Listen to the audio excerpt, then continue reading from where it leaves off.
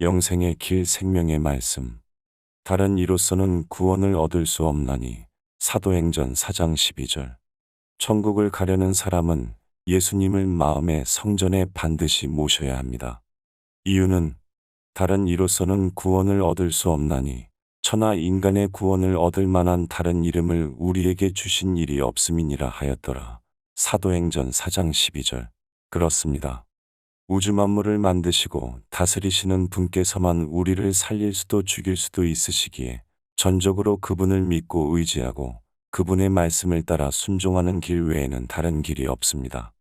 하나님을 믿는다고 공언하는 수많은 사람들이 자기 주장을 내세우며 하늘, 천국에 갈 수 있는 것처럼 주장하지만 하나님께서는 하나님 방법으로 인류를 구원하십니다. 구원에 있어서 왜 죄를 해결하지 않으면 천국에 갈 수 없습니까? 그 이유는 천국은 죄를 짓는 사람은 살 수 없기 때문입니다.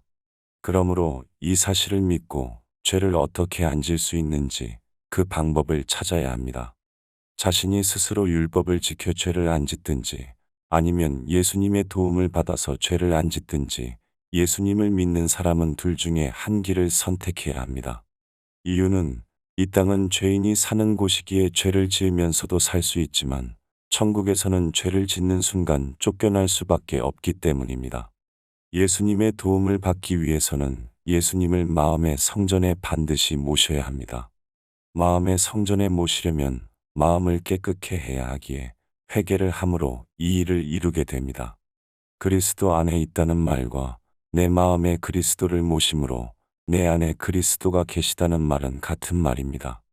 회개를 올바로 한 사람을 하나님께서 보시고 그에게 성령으로 임하십니다. 그 날에는 내가 아버지 안에, 너희가 내 안에, 내가 너희 안에 있는 것을 너희가 알리라. 나의 계명을 가지고 지키는 자라야 나를 사랑하는 자니, 나를 사랑하는 자는 내 아버지께 사랑을 받을 것이요 나도 그를 사랑하여 그에게 나를 나타내리라. 요한복음 14장 20절에서 21절. 그렇습니다. 그날은 회개하고 죄 용서 받고 성령을 선물로 받은 날입니다. 즉 회개하기 전에는 계명을 지켰든 안 지켰든 묻지도 따지지도 않고 회개하는 자를 용서해 주시고 성령을 선물로 주심으로 그리스도를 구주로 모십니다. 그리스도 안에 있는 자에게는 계명을 지킴으로 하나님을 사랑해야 그리스도 안에서 있을 수 있다고 가르쳐 주십니다. 무엇이 달라졌습니까?